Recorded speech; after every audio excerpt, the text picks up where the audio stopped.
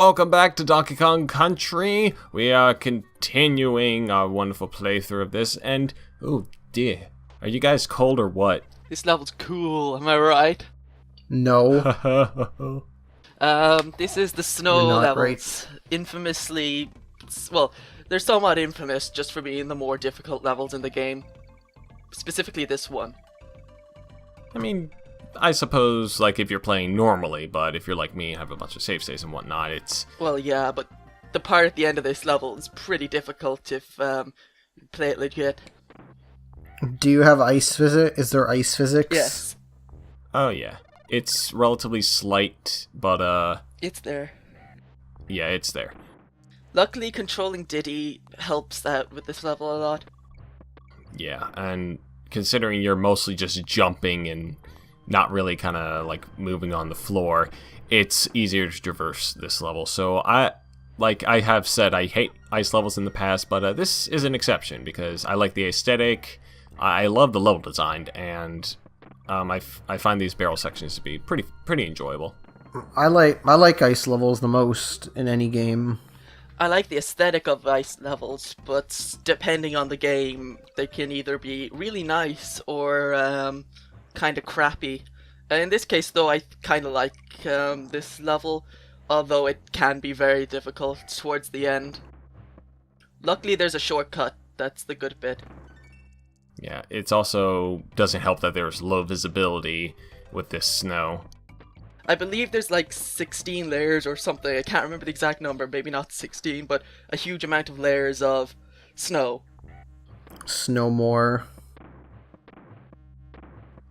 Yeah, I heard they had to, like, cut up the backgrounds in such a way because, like, the backgrounds themselves took up a huge amount of memory Probably. for this game. So, yeah, they had to put it in such a way where, like, they would be able to distract the players from not noticing how much the background repeats, which, I mean, it still looks good, so it doesn't really matter, but it's a nice little trick they had in there.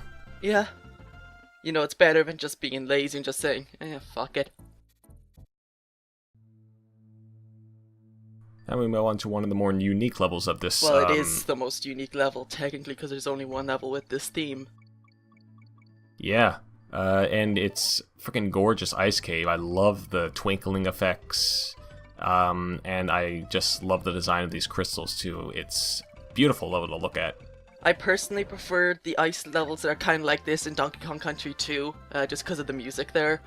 But this is still awesome. Also, in the Game Boy Color version, all of the ice levels, like including the outdoor ones, have this song playing, except in crappy Game Boy Color-esque fashion. Yeah, I can imagine that. But speaking of music, god damn, is this soundtrack just awesome or what? Yeah, it's fantastic. There were 3 composers, I believe. There was David Wise, who would go on to do Donkey Kong Country 2, Evelyn Fisher, although I think she changed her name. I can't remember her new last name, but she got married.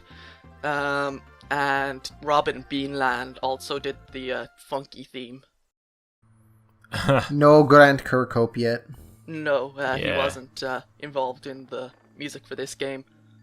Yeah, there were some sound effects though in like the beta for this game where it kind of sounds like something that you would see from Banjo-Kazooie, but yeah, in the final product they had it changed. But yeah, the music is just great. There's not a single song in here that I dislike. All of them are fantastic. I'd have to say my favorite theme though is going to be in the next episode with the industrial levels. Yeah. Like, it's just this great techno beat. It's freaking awesome. Yeah, one thing I'll say is that there's no song that I dislike, but some of them aren't exactly easy listening, because some of them are just meant to be ambient themes, like especially the what's it called? Misty Menace. Something like that, yeah. That one is very atmospheric. It's not the exact kind of thing you'd listen to like when running or anything, but it's still a good song. It's got lots of ambience, and so. Yeah, again, in the past, I was kind of down on this game, especially the soundtrack. I mean, I still thought it was a great game, I just didn't think it was good compared to the other ones. But, like, now, now that I've listened to the whole soundtrack, it's like I really appreciate just the ambiatic themes of the songs. The cave theme in particular, the little breakdown in the middle, it's kind of sad and melancholy. It's really, really cool. Yeah. Personally, I prefer Donkey Kong Country 2 soundtrack just because it's a bit more melodic, while still retaining that kind of ambient feeling, but with actual melodies. But that doesn't mean that I dislike this game soundtrack in any way. I fucking love it. Yeah. What's your favorite track in here, Stefan? I don't know. I like a lot of them. They're usually all the ones that everyone talks about, like the water level theme, the main theme, Gangplank Galleon. Oh yeah. Oh yeah. They're all great. I don't know if I have a favorite. I think I'd have to agree with Even that Fear Factory is probably my favorite song in the game. Fear Factor, isn't that the one where you eat bugs? Fear Factory. Reference. But yeah, I mean that song in particular, I have just a fondness for songs that are like in the E minor chord, and that just kind of just ugh. The thing I notice actually is when people talk about their favorite songs, it's nearly always the David Wise ones. Like, what were the three that Stefan mentioned? The main theme, the water. What's it called? Like Aquatic Ambience. Yeah, and then there's the one that got the remix in Brawl. What's it called? I think that was Sticker Brush Symphony. That's in Donkey Kong Country 2. Yeah, that's in the second one. Yeah, I know it's in Donkey Kong Country. Yeah, and then Gangplank Galleon, which is the final boss. I believe all of those are David Wise, except maybe Aquatic Ambience, maybe Eveline, but I'm not too sure. Really? Huh. Well, I mean, I suppose you can kind of tell which ones were David Wise and which ones are the other ones, if that's the case. You can. The more ambient ones are again, I apologize, I can't remember her actual last name now, but Eveline Fisher did the more ambient ones, whereas David Wise did the more melodic ones. Yeah, it's weird, like, you guys know how David Wise got hired by Rare, right? Yeah, Nope. It was like, didn't they like just kind of go into his store one day, and they saw him like, kind of messing around with stuff, and they were like, hey, we gotta have you. Yeah, it's something along those lines. Like, he had worked in a music shop, he wanted to sell instruments, and he had created a bunch of demos for said instruments, and... Yeah. Well, when the Stamper Brothers had came into that music shop, and they listened to the songs that he was playing, and like they asked him like, who made those songs? And he's like, well, I did. And then they need to talk to him privately. He thought that he was just going to make a sale for the instruments, and then they pitched him for a job at Rareware, and the rest is history. Awesome. Yeah, it's really, really, really awesome story.